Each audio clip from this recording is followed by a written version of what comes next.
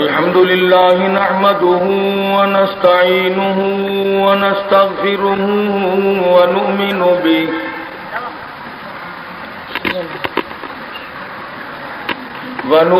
به ونتوكل عليه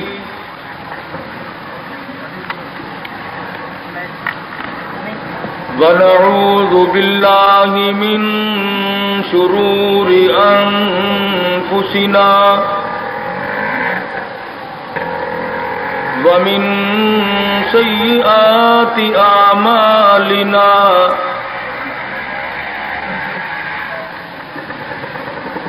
من يهده الله فلا مضل له ومن يضلله فلا هادي له ونشهد أن لا إله إلا الله وحده لا شريك له ولا نظير له ولا مثال له ولا مثل له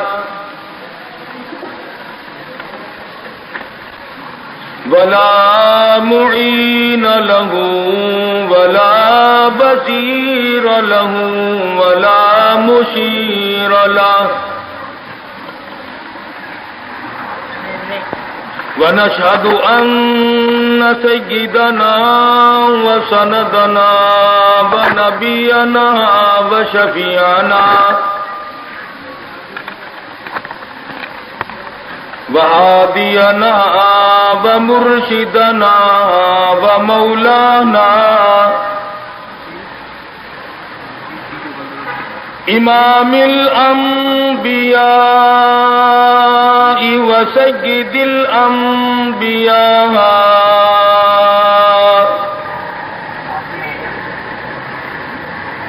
وخاتم النبيين باليقين محمدا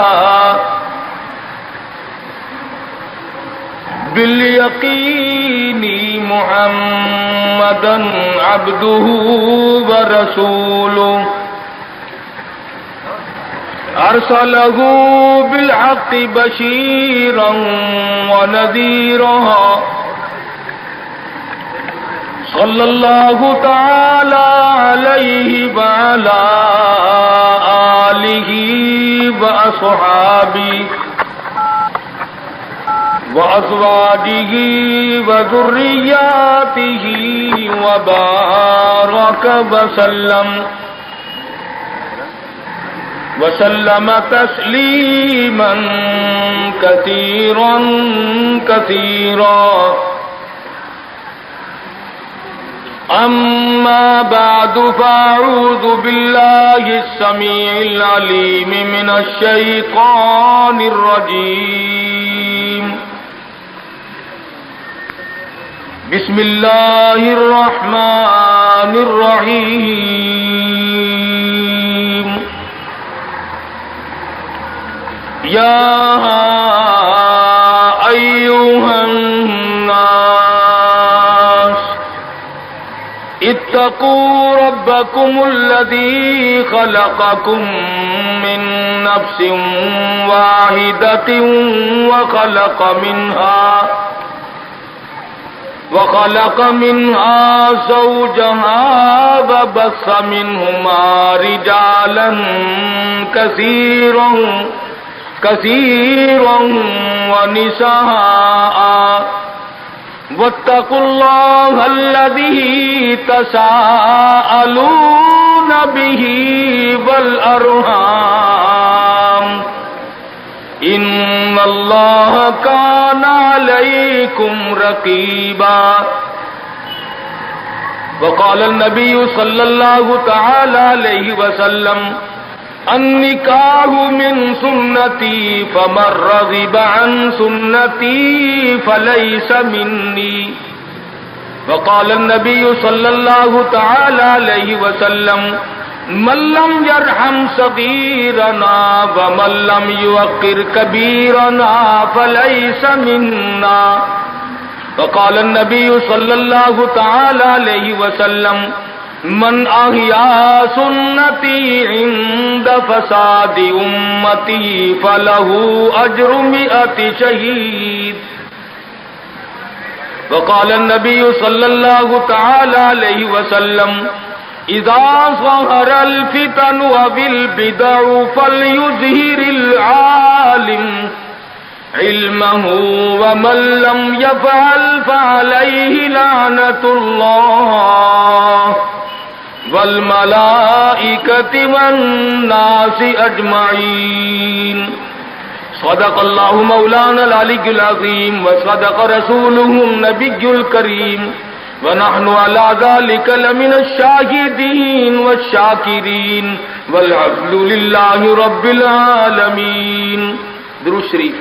اللهم صل على محمد وعلى آل محمد كما صليت على إبراهيم وعلى آل إبراهيم إنك حميد مجيد.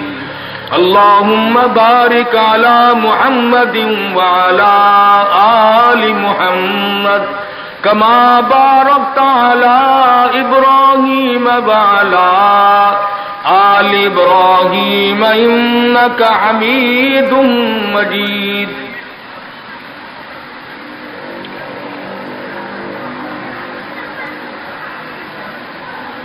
قرآن کریم کی یہ آیات اس وقت تلاوت کی گئی سورہ نساء کی ابتدائی چند آیات ہیں. امام الانبیاء محبوب کبریا حضرت محمد الرسول اللہ صلی اللہ تعالی علیہ وسلم کے ارشادات میں سے 2-3 حدیث پاک کی تلاوت کی ہے. خداوند کریم اپنے فضل و کرم سے اس آیت کی تشریح اور حدیث پاک کا مفہوم سمجھانے کی توفیق عطا فرمائے. آمین. یہ محفل، یہ مجلس ایک شادی کے سلسلے میں، اسی کی تقریب سعید کے سلسلے میں منعقد کی گئی. بہت اچھی بات ہے کہ اللہ اور اس کے رسول صلی اللہ علیہ وسلم کے ذکر خیر سے کسی شادی کی ابتدا کی جائے. اگر ہر آدمی یوں کرنے کی کوشش کرے تو لوگوں کے دماغ درست ہو جائیں گے، مگر وقت لگے گا. لوگ گانے بجانے کے عادی ہو گئے، فسق و فجور کی زندگی میں اپنے آپ کو محو رکھنے کے عادی بن گئے. نام کے مسلمان رہ گئے، کام کے مسلمان قبروں میں چلے گئے. آج مردوں کو بھی عورتوں کو بھی تعجب ہوتا ہے. اس نے کہا بھائی آج یہاں کیا بات ہے کہ جی شادی ہوگی، کہ یہ تو جلسہ ہے. شادی میں تو کسی فلمی ایکٹریس کا ناچ گانا بجانا ہونا چاہیے، اور تمہارے یہاں کراچی میں تو فلمیں دکھانی شروع کر دی. ساری دن دولت کی بات ہے اور کچھ نہیں. ہماری اگر بات آج نہیں سنتے تو وقت آئے گا کہ یاد کرو گے. اس لیے کہتا کہ رنگ لائے گی ہماری فاقہ مستی ایک دن، رنگ لائے گی ہماری فاقہ مستی ایک دن، مٹ جائے گی اے ستم گر تیری ہستی ایک دن. بڑوں بڑوں کو ہم نے سیدھا ہوتے دیکھا ہے. جب مصیبت کا چکر پڑتا ہے، جب پریشانیوں کا ازدحام آدمی کے اوپر ہوتا ہے، ہوش نہیں آتا، پھر آدمی مسجد کا رخ کرتا ہے، لمبی لمبی دعائیں مانگتا ہے. اسی کو قرآن کریم کہتا ہے وَإِذَا أَنْعَمْنَا عَلَى الْإِنسَانِ أَعْرَضَ وَنَأَىٰ بِجَانِبِهِ. جب آرام پہنچتا ہے، کاروبار صحیح چلتا ہے تو کروٹ نہیں بدلتے. اللہ کا نام لینے کی توفیق نہیں رہتی، خدا بند کریم کو یاد کرنے کے لیے وقت نہیں ملتا۔ اتنا لمبا پہاڑ شادی کا بنا دیا، غریب آدمی کے بس کی بات نہ رہی۔ قرآن کریم کہتا ہے بادشاہت موجود ہو، دولت موجود ہو، سارا کاروبار صحیح چلتا ہو، وَإِذَا أَنْعَمْنَا عَلَى الْإِنسَانِ أَعْرَضَ وَنَأَىٰ بِجَانِبِهِ، اور جب مصیبت آئے وَإِذَا مَسَّهُ الشَّرُّ فَذُو دُعَاءٍ عَرِيضٍ، بڑی لمبی لمبی دعائیں مانگتا ہے، سجدے میں پڑھ کے روتا ہے، اے پروردگار، او میرے رب، میرے حال پہ کرم فرما۔ جب مصیبت ٹل جاتی ہے پھر خرمستی کرتا ہے۔ امام الانبیاء محبوب کبریا حضرت محمد مصطفیٰ صلی اللہ تعالی علیہ وسلم کی شادی کا وقت آیا، آپ بالکل نادار ہیں، مفلس ہیں، غریب ہیں۔ ایک عورت نے آ کر آپ سے بات کی کہ آپ کی شادی کر دی جائے۔ قربان جاؤں، ارشاد فرمایا میری شادی ہوگی کیسے؟ گھر نہیں، در نہیں، زر نہیں، پر نہیں، میرے پاس تو ساز و سامان نہیں۔ وہ کہنے لگی ایسی عورت سے اگر نکاح ہو جائے جس کے پاس دولت بھی ہو، سب کچھ موجود ہو، ارشاد فرمایا میں کس طرح سے کروں؟ وہ مجھ سے بھی تو مطالبہ کرے گی۔ صاف کہنے لگی سیدہ خدیجہ رضی اللہ تعالیٰ عنہ، جس کو مکے کے بڑے بڑے چودھریوں نے پیغام دیے تھے، نکاح کے لیے آئے تھے، بڑے بڑے لوگوں نے پیغام دیے، دولت مند آئے، چودھری آئے، مکے کے رئیس آئے، بڑے بڑے قریش آئے، لیکن خدیجہ کہنے لگی او لوگو تمہیں کیا معلوم ہے، میں نے ملازم رکھ کے دیکھ لیا، میں نے کاروبار کرا کے دیکھ لیا، خدا کی قسم میں چوبارے پہ کھڑی تھی، جب حضور اکرم صلی اللہ علیہ وسلم چلنے لگے میرا سامان لے کر، میری آنکھوں نے دیکھا بادل نے چھاؤ کر لی تھی۔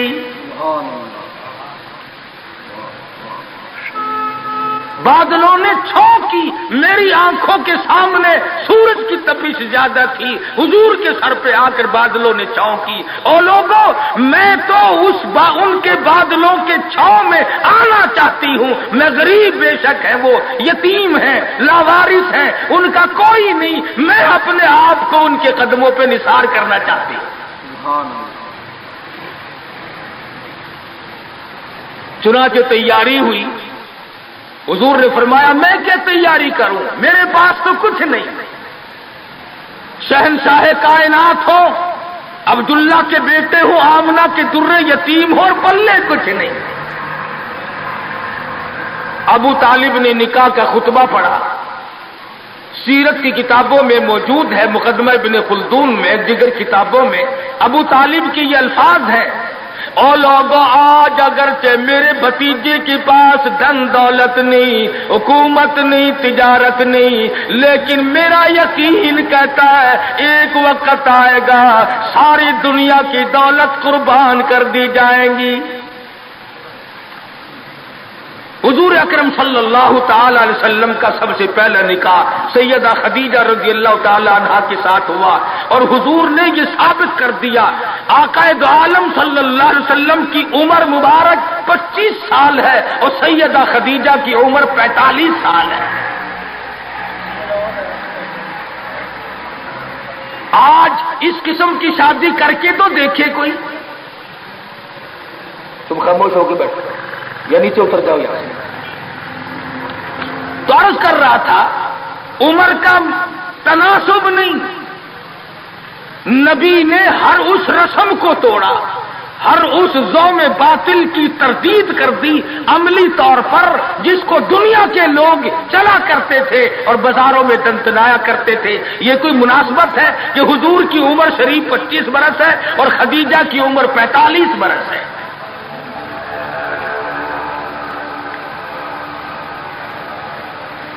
عمر والے مسئلے کو ختم کر دیا گیا۔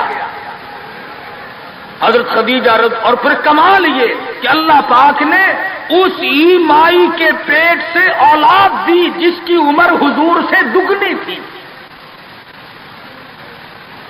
آج تو اگر تھوڑی سی عمر زیادہ ہو جائے لڑکی کی، پھر تو لوگ فتا لے کر کے آتے ہیں کہ میاں ناپ کے دیکھو پہلے کتنی بڑی ہے۔ کون زوم کرتا ہے، کون گمان کرتا ہے؟ پچھلے سال میرے پاس ایک آدمی آیا اور کہنے لگا قاری صاحب ایک دعا کر دے۔ میں نے کہا کی کہ پہلے تو لڑکی کا رشتہ مانگنے کے لیے کافی لوگ آتے تھے، ہمیں ہوش نہ آیا، اب عمر کچھ زیادہ ہو گئی، اب کوئی مانگتا ہی نہیں۔ میں نے کہا دریا چناب میں دھکا دے دو، اب لے گا کوئی نہیں۔ پتا چلا شرافت بڑی چیز ہے، طہارت بڑی چیز ہے۔ یہ عمر کا بھی مسئلہ جو ہے یہ دیکھنے آج کل اگرچہ دیکھنا پڑتا ہے لیکن اس کی مناسبت کوئی نہیں۔ اگر لڑکی کی عمر زیادہ ہو تو حضور کے عمل نے پہلے یوں تردید کر دی، اور پھر ایسا وقت بھی آیا کہ حضور اکرم صلی اللہ علیہ وسلم کی عمر مبارک تقریباً 42 برس ہے اور سیدہ عائشہ صدیقہ رضی اللہ تعالی عنہا کی عمر 6 برس ہے۔ حضور کے عمل نے اس بات کو بھی توڑ دیا کہ اگر لڑکے کی زیادہ عمر ہو جائے تو کوئی بات نہیں، سنت کے خلاف نہیں ہے، شریعت کے خلاف نہیں ہے۔ سیدہ عائشہ صدیقہ رضی اللہ تعالی عنہا کی عمر مبارک اس وقت 9 برس ہے جب رخصتی ہوئی، اور حضور صلی اللہ علیہ وسلم کی عمر شریف میں حیات اور زندگی میں سیدہ عائشہ صدیقہ نے 18 برس گزارے۔ تو میں عرض کر رہا تھا سیدہ خدیجہ رضی اللہ تعالی عنہا کا جب انتقال ہو گیا تو بچیوں کا تمام دیکھ بھال، نگرانی اور سارا اہتمام حضور کے گلے میں آ پڑا۔ آپ بڑے پریشان ہوئے، غرضے کہ آپ نے اپنے عمل سے یہ سارے کے سارے زندگی کی جتنی رسومات تھی ان سلم کے بارے میں قرآن کریم نے صراحت کے ساتھ فرما دیا، وَوَجَدَكَ عَائِلًا فَأَغْنَىٰ۔ اور میرے نبی، ہم نے خدیجہ کے مال کے ساتھ آپ کو بے نیاز اور مستغنی بنایا۔ خدیجہ رضی اللہ تعالیٰ عنہ مکے کی تاجرہ تھی، مکے کی رئیسہ تھی، مکے کی بہت بڑی دولت مند تھی، لیکن گھر میں حضور کے آ کر پھر یہ ہاتھ نہیں رکھا یہ دولت میری ہے، یہ مال میرا ہے، حضور کے سپرد کر دیا۔ اور میرے آقا میری جان بھی، میرا دل بھی، میرا ایمان بھی، میرا مال بھی، سارے کا سارا آپ کے حوالے۔ سیرت کی کتابوں میں موجود ہے، حضور نے فرمایا خدیجہ عورت ذات ہے، میرے حوالے مال کرے گی، کل کو ختم ہو جائے گا، پچھتائے گی۔ عرض کرنے لگی میرے آقا آپ چاہے ایک دن میں ختم کر دیں میں اف نہ کروں گی۔ چنانچہ دوسرے ہی دن حضور اکرم صلی اللہ علیہ وسلم نے محض چند دنوں میں جتنی خدیجہ کی دولت تھی ساری مکے کے غریبوں میں تقسیم فرما دی۔ آج کل تو لڑکی جو کپڑا جو جہیز لے کر آئے، ایک ایک چیز پہ اصل تو گھر والے انشاءاللہ نام لکھ کر بھیجتے ہیں، پہلے سے ہی ہر چیز پہ نام لکھا ہوا ہوتا ہے، اور نام نہ بھی لکھا ہو اس کی نظروں میں ہے، مجال ہے کوئی اگلے گھر کا آدمی اس کی لائی ہوئی چیز کو ہاتھ تو لگا کے دیکھے، میاں تم کون ہوتے ہو میں لائی ہوں۔ سیدہ خدیجہ کے عمل نے اس بات کی بھی تردید کر دی کہ جب تم شادی ہو کر کے آ گئی ہو تو تم بھی اور تمہارا مال بھی سب اس کے سپرد ہے۔ حضور صلی اللہ علیہ وسلم نے اپنی 11 شادیاں فرمائی اور 4 بیٹیوں کی شادیاں فرمائی. سیدہ رقیہ رضی اللہ تعالیٰ عنہ کی شادی عثمان ذی نورین رضی اللہ تعالیٰ عنہ کے ساتھ فرما دی. دونوں کے دونوں میاں بیوی ایک جگہ بیٹھے تھے. حضور تشریف لے آئے، فرمانے لگے رب اکبر کی قسم میں نے ساری زندگی میں اتنا حسین جوڑا نہیں دیکھا. اور حضرت رقیہ رضی اللہ تعالیٰ عنہ نے حضرت عثمان کے ساتھ لگ کر حبشے کی ہجرت فرمائی، پھر مدینہ منورہ کی ہجرت فرمائی. اس لیے قرآن کریم نے فرما دیا یا ایھا الناس، اے لوگو، او انسانوں، او آدمیوں، او مردوں، اے عورتوں، اتقوا ربکم، ڈرو اپنے پروردگار سے. کس معاملے میں ڈریں؟ کن حالات میں ڈریں؟ کیا کرتے ہوئے ڈریں؟ ربکم الذی خلقکم من نفس واحدۃ وخلق منها زوجها وبث منهما رجالا کثیرا ونساء. اے لوگوں، ڈرو اس پروردگار سے تمہیں ایک آدمی سے اور ایک عورت سے پیدا کیا گیا، یعنی آدم علیہ السلام سے، اور حضرت حوا سے تمہیں پیدا فرمایا پروردگار عالم نے. اس لیے قرآن کریم کا مطلب کیا ہے، مقصد کیا ہے، منشا کیا ہے یوں ڈرانے سے؟ کس لیے ڈرا رہے ہیں؟ خداوند عالم فرماتے ہیں اگر تو امیر آدمی ہے، لڑکی غریبوں کی ہے تو مجھ سے ڈر جا. یہ عیب نہ بنا کہ لڑکی غریب کی ہے میں امیر ہوں. کیوں؟ میں وہ بے نیاز ہوں، شام کو سوئے لکھا پتی، صبح کو اٹھے تو ٹکڑوں کا محتاج. میں ایسا بھی کر دیتا ہوں، شام کو سوئے بادشاہ، صبح کو اٹھے تو جیل کی کوٹڑی میں پڑا. میں ایسا بھی کر دیتا ہوں کہ کروڑوں کا مالک ہے، اگر موت آ گئی تو کفن چندے کا پڑ رہا ہے. فرمایا لڑکی والوں کو یہ حق نہیں کہ وہ لڑکے کے بارے میں یہ کہیں کہ یہ تو غریب ہے، ہم اس کو کیسے دیں. آؤ پھر قرآن کریم سے پوچھ لیں. ہم مسلمان ہیں، ہمارا قرآن پہ ایمان ہے، محمد عربی صلی اللہ علیہ وسلم کے فرمان پہ ہم سب کا ایمان ہے. آؤ قرآن سے پوچھے کہ لڑکا لڑکی کی جب شادی کرنے کی نوبت آئے تو کیا دیکھنا چاہیے، کیا ڈھونڈنا چاہیے، کیا تلاش کرنا چاہیے. قرآن کریم سے ہم نے پوچھا کیا بنگلہ دیکھے؟ فرمایا نہیں. آج بنگلے والا کل کو قبر میں ہو سکتا ہے. آج بنگلے والا کل کو فٹ پاتھ پہ سو کر کے وقت کاٹنے والا بن سکتا ہے. کوٹھی والا تلاش کریں؟ فرمایا نہیں. کوئی اونچی ملازمت والا، اونچی پوسٹ والا لڑکا تلاش کرے؟ فرمایا نہیں. زیادہ لکھا پڑھا دیکھیں؟ فرمایا نہیں نہیں. دھن دولت والا دیکھیں؟ نہیں. کاروبار والا تلاش کریں؟ فرمایا نہیں نہیں.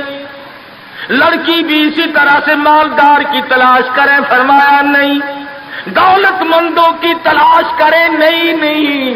پھر اے اللہ کے قرآن تو ہمیں بتا ہم کیا معلوم کریں، کیا دیکھیں، کیا سنبھالیں، کس چیز کی تلاش کریں؟ فرمایا وَلَا تَنكِحُوا الْمُشْرِكَاتِ حَتَّىٰ يُؤْمِنَ.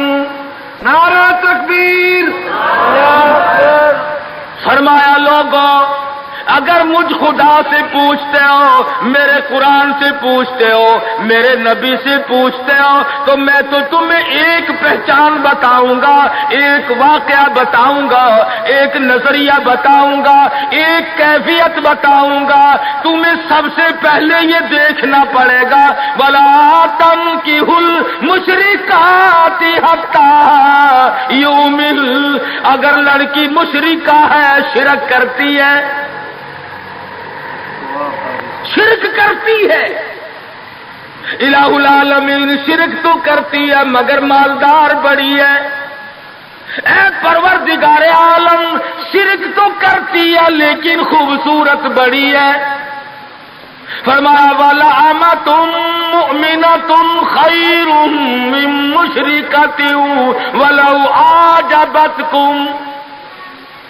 قرآن خود کہتا ہے مشرکہ لڑکی چاہے تمہیں مالدار نظر آئے، چاہے تمہیں خوبصورت لگے، آجبتکم، قرآن کے الفاظ ہیں، تمہیں عجیب معلوم ہوتی ہو، تمہیں اس کے انداز، اس کی چال، اس کی ڈھال، اس کی رفتار، اس کا سونا چاندی تمہیں بہت بڑی چیز دکھائی دیتی ہو۔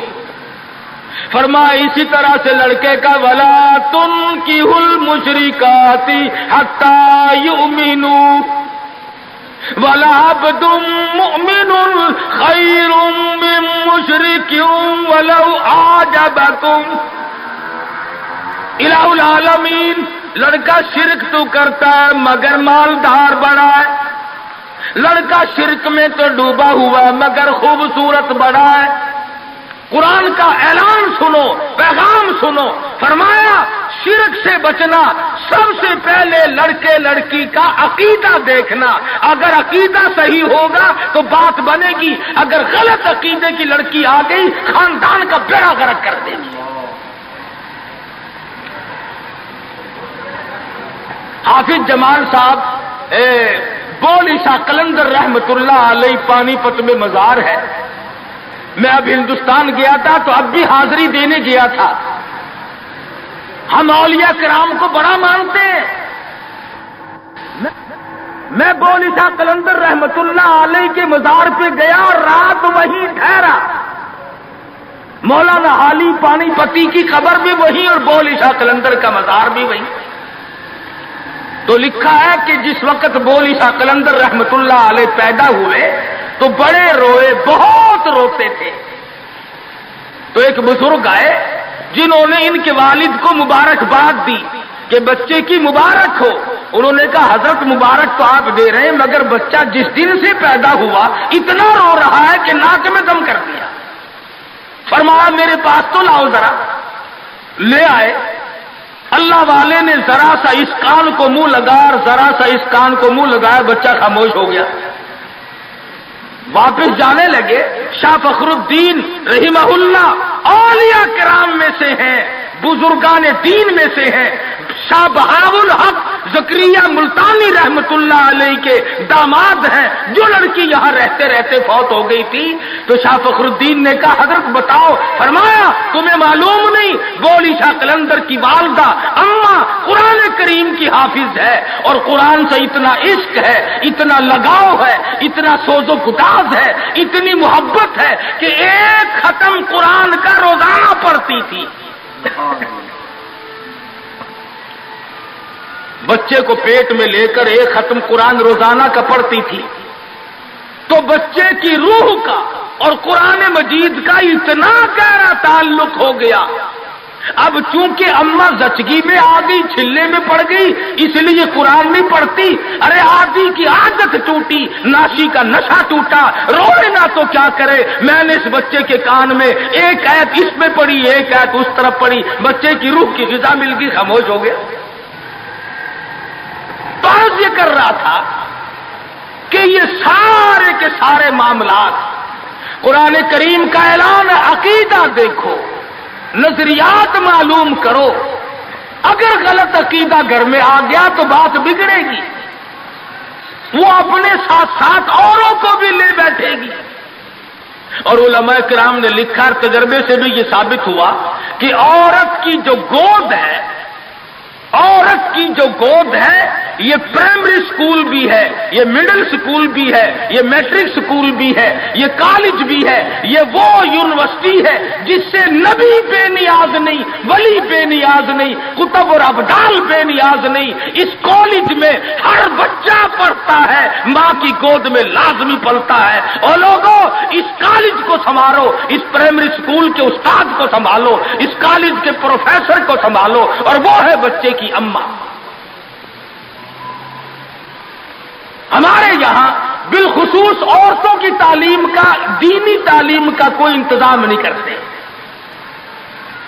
बचपन में छोटी छोटी बच्चियां मस्जिद में वक्त बे वक्त गईं और कुरान करीम पे उंगली फेर ली, मिठाई तकसीम हो गई कि आज परवीन का कुरान खत्म हो गया।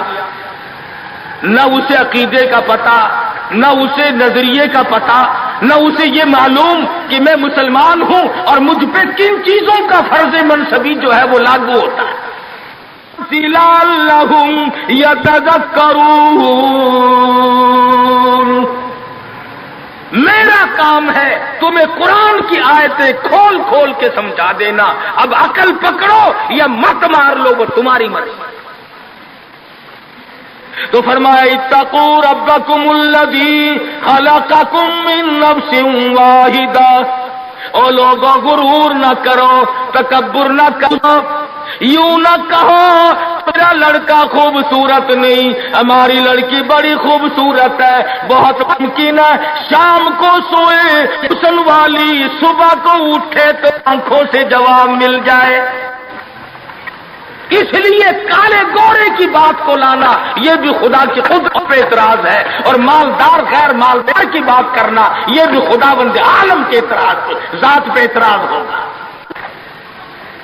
फरमाअल्लज़ी खलक़कुम मिन नफ्सिन वाहिदतिन व खलक़ मिनहा ज़ौजहा व बस्ता मिनहुमा रिजालन कसीरन व निसाआ।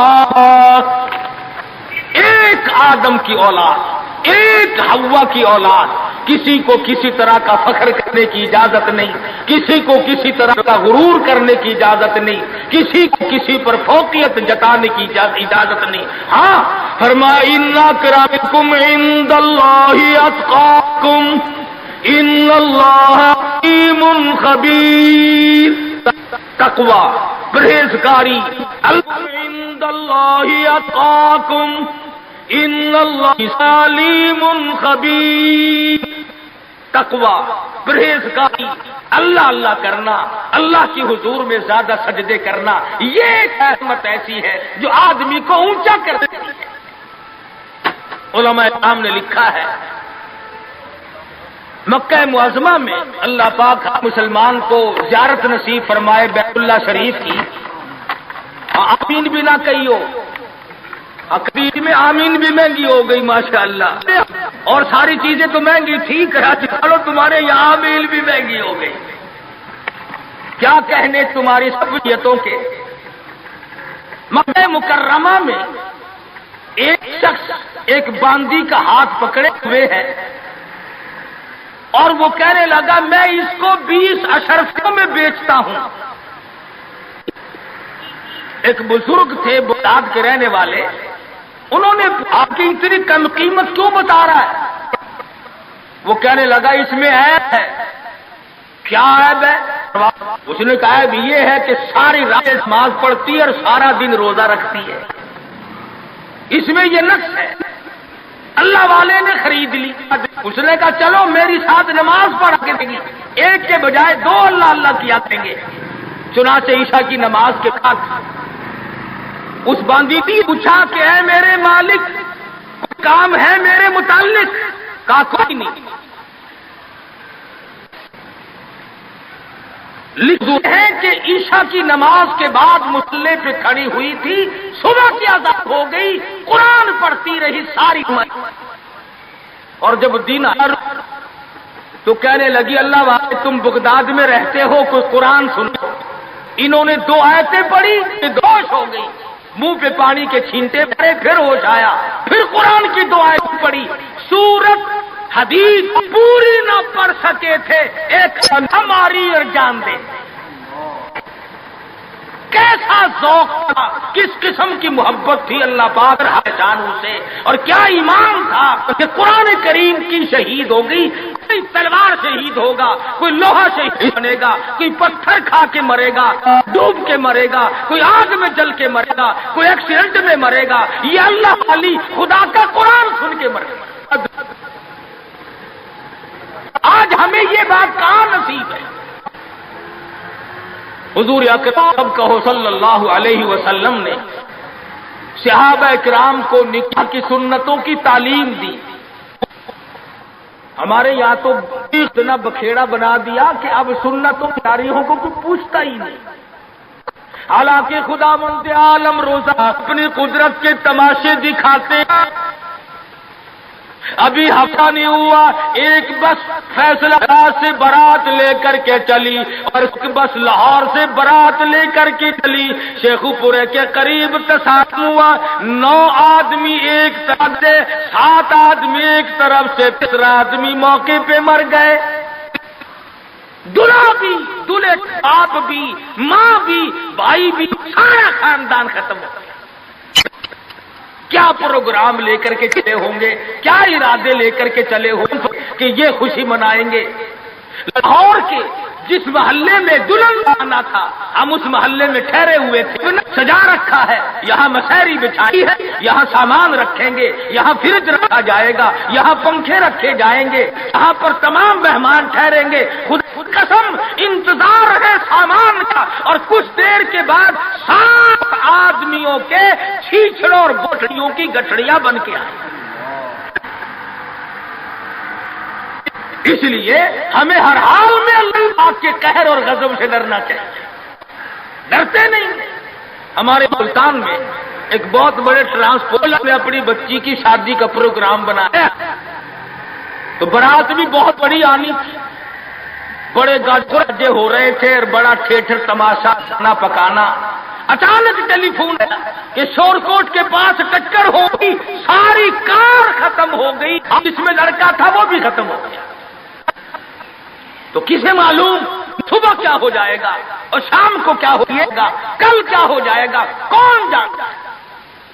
یہ تو آج ہم بدنصیب لوگ ہیں، اللہ کی ذات پر ہمارا یقین نہیں اور پھال کھولنے والوں کو یقین کر لیتی ہیں، عورتیں بھی اور مرد بھی. ہاتھوں کی لکیر دیکھ کر لوگ تقدیر بتاتے ہیں. ساری عمر قرآن پڑھنے کے بعد اپنی تقدیر کا پتہ نہیں.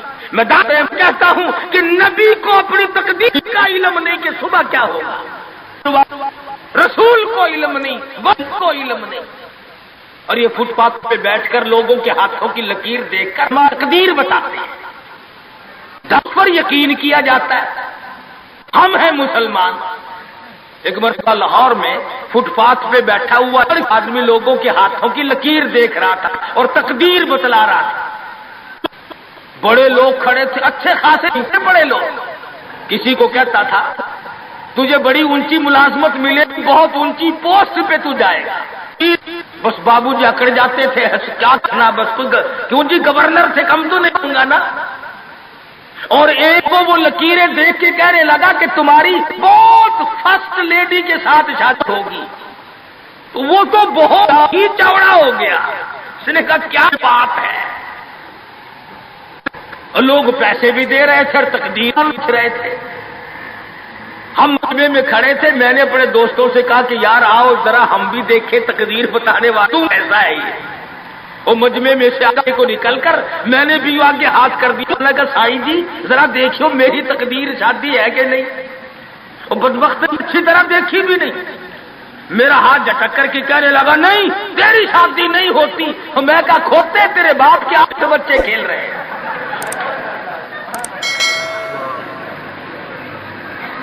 تجھے کیسے معلوم ہو گیا کہ شادی نہیں ہونی؟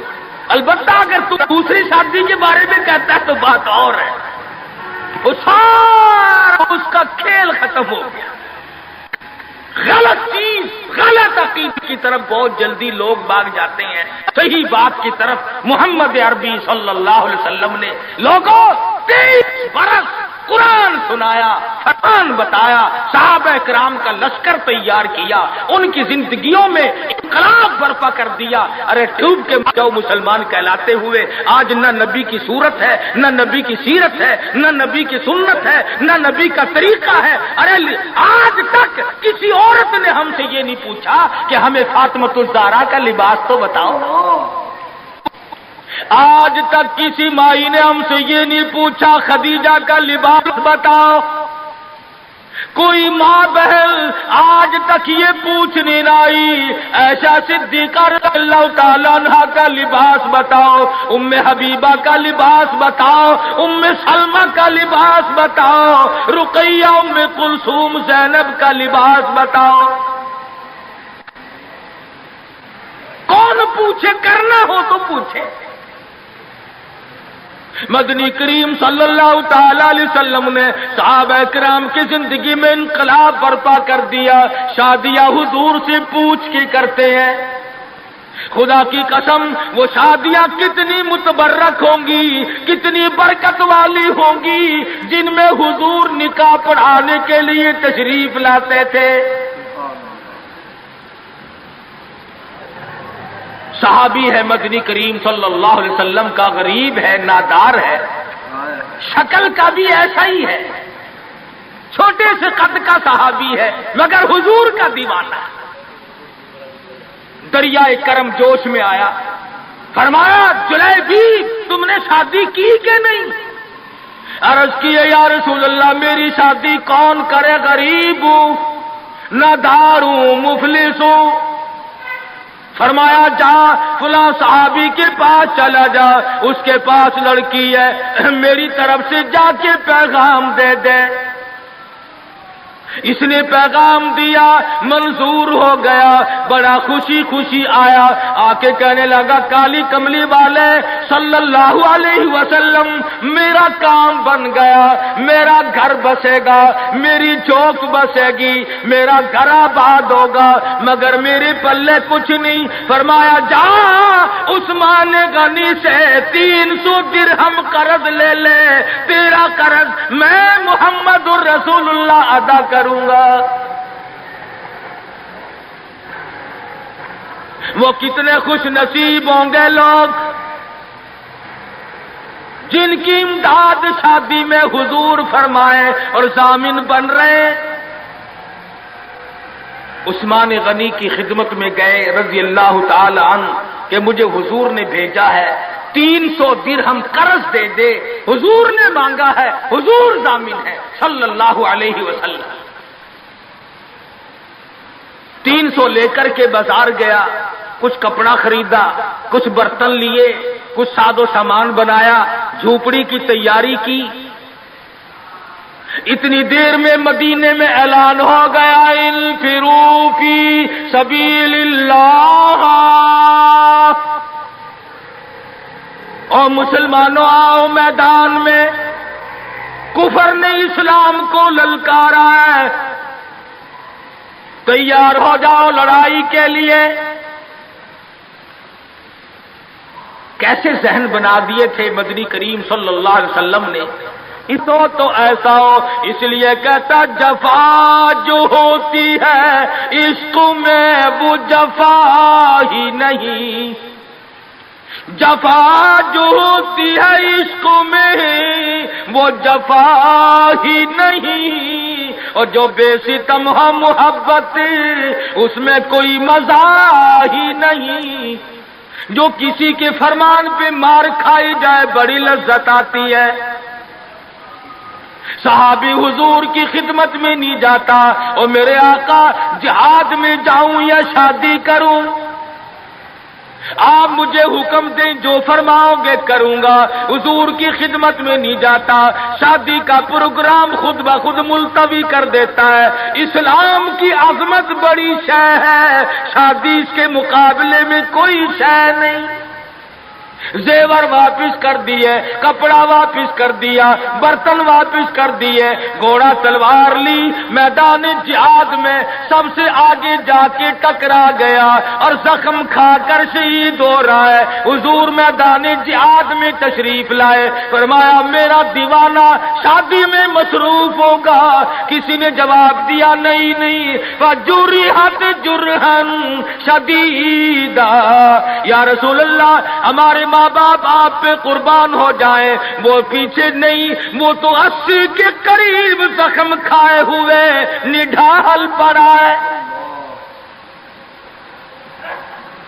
تلواروں تیروں کے 80 کے قریب زخم آئے۔ رحمت دو عالم صلی اللہ علیہ وسلم کا دریائے کرم جوش میں آیا، فرمایا اٹھا کر کے جلدی میرے پاس لے آؤ۔ صحابہ اٹھا کے لائے، رحمت والی گود میں سر رکھ دیا۔ اور لوگوں، کوئی اسپتال میں دم توڑے گا، کوئی ایکسیڈنٹ میں مرے گا، کوئی بیوی بچوں کے سامنے تڑپ تڑپ کے مرے گا۔ خدا کی قسم یہ صحابی کتنا خوش نصیب ہے، رحمت للعالمین کی رحمت والی گود میں دم توڑ رہا ہے۔ نعرہ تکبیر، شان صحابہ۔ اور مدنی کریم صلی اللہ علیہ وسلم نے آخری وقت میں پیشانی پہ بوسہ دے کر کے فرمایا فزت برب الکعبہ، اور نوجوان رب کعبہ کی قسم تو بڑا کامیاب ہے۔ حضور کی گود میں دم توڑ رہا ہے، کیا خوش نصیب ہے، دیدار کرتا ہوا جا رہا ہے رحمت دو عالم کا، گود حضور کی، دیدار حضور کا، ہاتھ حضور کا، پیشانی حضور چوم رہی ہے۔ ارے لاکھوں مرنے قربان کر دوں اس صحابی کے ایک شہادت میں۔ اور پھر توجہ کرنا، ایک بات بتاؤں، بخاری شریف کی روایت میں ہے کہ صحابی کا جب دم ٹوٹنے لگا، جب آخری وقت آیا، حضور کی گود میں سے اچھل کر تڑپ کر اپنا رخسار حضور کے قدموں پہ رکھ دیا، حضور کے قدموں میں دم دے دیا۔ مدینہ منورہ میں اعلان کر دیا گیا شہید ہو گیا صحابی، آؤ نماز جنازہ تیار ہے۔ چاروں طرف سے لوگ آئے، سارا مدینہ ٹوٹ کے آیا۔ جب جنازہ لے کے چلنے لگے، ابو ہریرہ نے دیکھا کہ مدنی کریم صلی اللہ علیہ وسلم اپنے قدم مبارک بچا بچا کر کے رکھ رہے ہیں، جیسا کہ کانٹوں سے بچایا جاتا ہو، روڑوں سے بچایا جاتا ہو۔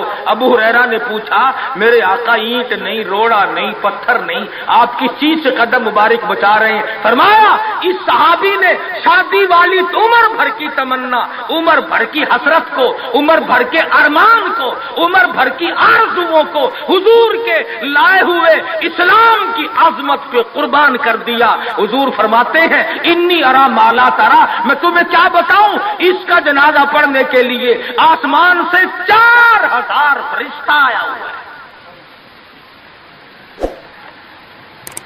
سنت کی اتباع بہت بڑی چیز ہے۔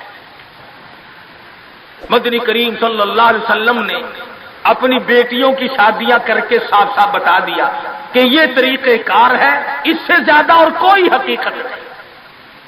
سیدہ فاطمہ الزہرا رضی اللہ تعالی عنہا کی شادی کا وقت آیا، یہی رجب کا مہینہ ہے۔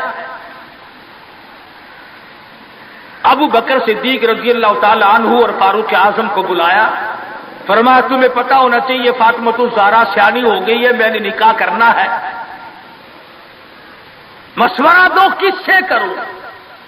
سبحان اللہ، نبی کے وہ مشیر بھی کتنے خوش نصیب ہیں کہ حضور اپنی بیٹی کے بارے میں بھی صدیق اور فاروق سے صلاح فرما رہے ہیں، مشورہ لے رہے ہیں۔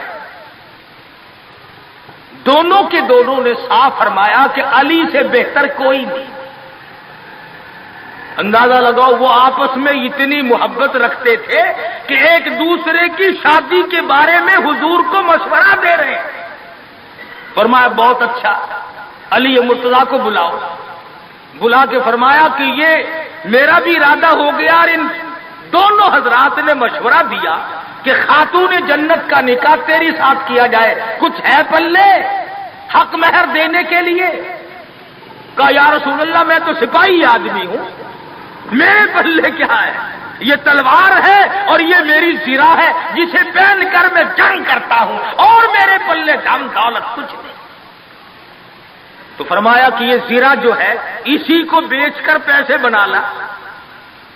حضرت علی اٹھے، بیچنے کے لیے بازار جا رہے ہیں، راستے میں عثمان غنی ملے، فرمایا علی کہاں چلے؟ کہا میری یہاں شادی ہے، نکاح ہے، یہ زرہ بیچنے چلا ہوں، میں اپنی حق مہر دوں گا۔ فرمایا آجا سودا کریں گے۔ عثمان نے علی مرتضیٰ نے سودا کیا، 400 درہم میں سودا ہو گیا۔ جب اٹھ کے چلنے لگے حضرت عثمان نے زرہ بھی پیسے بھی حضرت علی کو واپس کر دیے اور فرمایا کہ خاتون جنت کی شادی ہو، خرچ عثمان کا ہو، میں بڑا راضی۔ حضرت عثمان غنی رضی اللہ تعالی عنہ سے پیسے لے کر حضرت علی حضور کے جب خدمت میں گئے تو فرمایا زیرہ بھی لے آئے، پیسے بھی لے آئے؟ کہ ہاں۔ عثمان نے سب کچھ دے دیا۔ حضور صلی اللہ علیہ وسلم کے بے ساختہ ہاتھ اٹھ گئے، فرمایا عثمان تجھ پر خدا رحم کرے، تو نے ساری عمر میرا ہاتھ بٹایا۔ تو حضرت عثمان غنی سے حضور بڑے راضی تھے۔ ایک چکی خریدی گئی، ایک مشکیزہ خریدا گیا اور حضور صلی اللہ علیہ وسلم نے سادگی کے ساتھ نکاح فرمایا اور رخصت کر دیا، اور خود حضور سر پہ ہاتھ پھیر کر رخصت فرمانے کے لیے تشریف لے گئے اور برکت کی دعا کر کے واپس آ گئے۔ بتانا یہ چاہتا تھا کہ شادیوں کو لمبی چوڑے پکھنڈ اور یہ جو بنانا ہے وہ ہم نے بنائے، یہ سارے کا سارا رسموں کا کنواں ہم نے کھودا ہے۔ مہینوں پہلے انتظامات، مہینے پہلے بعد کو انتظامات، پھر لینا دینا۔ آج کل ویسے بھی چیزیں نہیں ملتی، مار سر میں درد ہو جاتا ہے کہ چینی کیسے پیدا کرے، گھی کیسے پیدا کرے، کہاں سے لائے اور کیا کیا جائے۔ میں یہ کہتا ہوں کہ لوگوں سادگی پہ آ جاؤ، نبی کی سنت پہ آ جاؤ، نبی کی غلامی میں آ جاؤ، اللہ اور اس کے رسول کے فرمان پہ آ جاؤ، سارے مسئلے چٹکیوں میں حل ہو جائیں گے انشاءاللہ۔ کوئی تکلیف نہیں کسی کو ہوگی، بالخصوص شادی کے بارے میں۔ آج غریب آدمی سوچتا ہی رہ جاتا اور بنتا ہی کچھ نہیں۔ تو صحابہ کرام نے اپنی زندگیوں میں ایسی تبدیلی کی تھی۔ سیدنا سلمان فارسی نے حضرت طلحہ سے کہا کہ طلحہ فلاں صحابی کے پاس لڑکی ہے، میں نکاح کر لوں گا، میرا بھی گھر بس جائے گا، ذرا تو پیغام دے کے آ۔ حضرت طلحہ جب پیغام دینے گئے تو گھر والوں نے کہا کہ بھئی سلمان کو تو ہمارا پروگرام نہیں بنتا، البتہ اگر تو چاہے تو ہم ابھی نکاح کرتے۔ انہوں نے کہا چلو میرا ہی کر دو۔ وہ نکاح ہو گیا۔ 8 دن یا 15 دن یا مہینے کے بعد حضرت سلمان کی نظر پڑی، فرمایا طلحہ یار تیرے ذمے کام لگایا تھا، جواب نہیں دیا۔ حضرت طلحہ نے گردن جھکا دی، فرمایا میں شرم کے مارے تیرے پاس نہ آیا، گیا تو تیرے لیے تھا، انہوں نے میری ساتھ نکاح کر دیا، تجھ سے ملتے ہوئے شرم آئی، تیرے کام گیا تھا، میں نے اپنا کام کر لیا۔ سلمان فارسی کا عمل دیکھو، نبی کی صحبت کا اثر تو دیکھو، نبی کی نظر کرم کا جلوہ تو دیکھو۔ سلمان نہ رو پڑے، فرمایا طلحہ مجھے تجھ سے خود شرم آتی ہے، مقدر میں تو تیرے تھی، میں بیچ میں ٹانگ کیوں اڑا رہا تھا۔ آج ہمارے میاں یہ میری مانگ لے کے چلے ہو، میں دیکھ لوں گا تم کیسے بچو گے۔ روزانہ اخبارات میں قتل آتا ہے، منگیتر کو بھی مار دیا اور دوسرے کو بھی مار دیا، اور بے ایمانوں مارنا مرانا چھوڑ دو، کیا قصہ ہے یہ؟ تو میں عرض کر رہا تھا کہ یہ ساری زندگی شادی کی ہو، غمی کی ہو، ہماری حضور اکرم صلی اللہ علیہ وسلم کے فرمان کے مطابق ہونی چاہیے، پھر ہماری خوشیاں بھی رہیں گی، اور جتنی سادگی برتو گے اتنا ہی اس میں فائدہ ہوگا۔ افزائش نسل کے لیے اللہ پاک نے ایک ذریعہ بنایا۔ عیسائیوں میں کچھ اور طریقہ ہے، یہودیوں میں کچھ اور طریقہ ہے، ہندوؤں میں کچھ اور طریقہ ہے، سکھوں میں کچھ اور طریقہ ہے، اور ہمیں محمد مصطفیٰ صلی اللہ علیہ وسلم نے یہ طریقہ بتلایا کہ گواہوں کی موجودگی میں قاضی نکاح پڑھانے والا ایجاب و قبول کر دے، بس نکاح تو اس کا نام۔ ہم نے مکہ معظمہ میں، مدینہ منورہ میں کئی شادیاں دیکھی، نہ دیگ چڑھی نہ دیگچے چڑھے، نہ برات آئی نہ ڈھول بجا، آئے اور نکاح ہوا اور چھوارے تقسیم ہوئے اور دلہن کو بٹھا کر کے یوں ہی بھاگ گئے، بس لینا نہ دینا، نہ جہیز کی لعنت اور نہ اگلے کے ذمے کوئی چیز۔ تو قرآن کریم نے ان تمام چیزوں کی تردید کی ہے۔ ہمیں سب کو اپنی زندگیوں میں، اپنے بچوں کے اور بچیوں کے معاملات میں ان چیزوں پہ عمل کرنا چاہیے، اپنی زندگی کو سادہ بنا۔ آؤ خدا کے پیغام کو مانو، امن ہو جائے گا گھر گھر میں۔ قبیلے قبیلے میں، برادری برادری میں سکون آ جائے گا، چین آ جائے گی، راحت آ جائے گی۔ اس لیے کہ جب سادگی کے ساتھ کرنے کے عادی بنیں گے تو لوگوں کو تمام طرف سے ریس پڑے گی۔ اب ہمارے یہاں ملتان میں کافی لوگ شادیوں میں تقریر کرانے کا پروگرام بنانے لگ گئے، تو وہ باجے گاجے والی جو لعنت تھی اس سے چھٹکارا پا گیا۔ اور ویسے بھی مہنگا ہوگا سودا، اگر شادیوں میں رنڈیوں کو لاؤ تو وہ بھی 10-20 ہزار سے کم نہیں ہوتی۔ مولوی بیچارہ یوں ہی مل جاتا ہے، چلو اللہ اللہ بھی صحیح اور مفت میں کام بھی ہو گیا۔ تو کئی چیزیں ہیں، اس لیے اللہ پاک سے دعا کرو، مبارک ہو حاجی عبدالستار کو اور ان کے بھائیوں کو۔ میں اگرچہ جمعہ کبھی نہیں اپنا چھوڑا کرتا، پاکستان میں رہتے ہوئے ملتان جمعہ پڑھاتا ہوں، لوگ باغ بہت دور و دراز سے آتے ہیں، مگر حاجی صاحب نے مجھے فرمایا کہ چھوٹی ہمشیرہ کا نکاح ہے اور وہ ہے جمعے کے دن۔ ابھی یہ سارے شادی جمعے کے دن کرتے ہیں اور ہماری ڈیوٹی جمعے کے دن۔ تو میں اس بات سے شرما گیا اور جمعے کے لیے میں اسی لیے ٹھہرا ہوا تھا۔ اللہ پاک کی شادی خانہ آبادی کو باعث برکت بنائے اور تمام خاندان کے لیے رحمتوں کا ذریعہ بنائے۔ اللہ پاک عمل کی توفیق عطا فرمائے۔ وآخر دعوانا ان الحمدللہ رب العالمین۔ بسم اللہ الرحمن الرحیم۔ اللہم صلی وسلم وبارک علی سیدنا و مولانا محمد النبی الامی الہاشمی وعلی آلہ واصحابہ برۃ الکرام۔ پروردگار عالم ہم سب مسلمانوں کو حضور صلی اللہ علیہ وسلم کی سنتوں پہ عمل کی توفیق عطا فرما۔ ہم سب کو حضور اکرم صلی اللہ علیہ وسلم کا غلام بنا، حضور کی غلامی میں موت آئے، غلامی میں حشر ہو، عظمت اور محبت نصیب فرما۔ یا اللہ جتنی مشکلات بچے والوں کے لیے، بچیوں والوں کے لیے ہیں، یا اللہ سب کو آسان فرما دے، یا اللہ سب کی پریشانیوں کو دور فرما دے، اور ہر ماں باپ کو اس فرض منصبی سے ادا ہونے کے حالات اور اسباب پیدا فرما دے۔ یا اللہ سب کی بچیوں کو عزت آبرو کے ساتھ اٹھا اور تمام مسلمانوں کو حضور اکرم صلی اللہ علیہ وسلم کے فرمان کے مطابق ان کاموں کو کرنے کی توفیق عطا فرما۔ ہم سب کی عزت آبرو اور جان مال کی حفاظت فرما، سب بیماروں کو شفا عطا فرما، سب کی پریشانیوں کو دور فرما، سب کی مشکلوں کو آسان فرما، ہم سب کے والدین کی مغفرت فرما، ہم سب کے باپ دادار بڑے بزرگوں کی بخشش فرما۔ الہی جتنے بھی مسلمان مرد عورت قبروں میں چلے گئے سب کی بخشش فرما دے، ہم سب کو جنت الفردوس عطا فرما، جہنم کے دردناک عذاب سے محفوظ فرما۔ ربنا تقبل منا انک انت السمیع العلیم وتب علینا انک انت التواب الرحیم۔ صلی اللہ علی حبیبہ محمد وآلہ وصحبہ اجمعین برحمتک یا ارحم الراحمین۔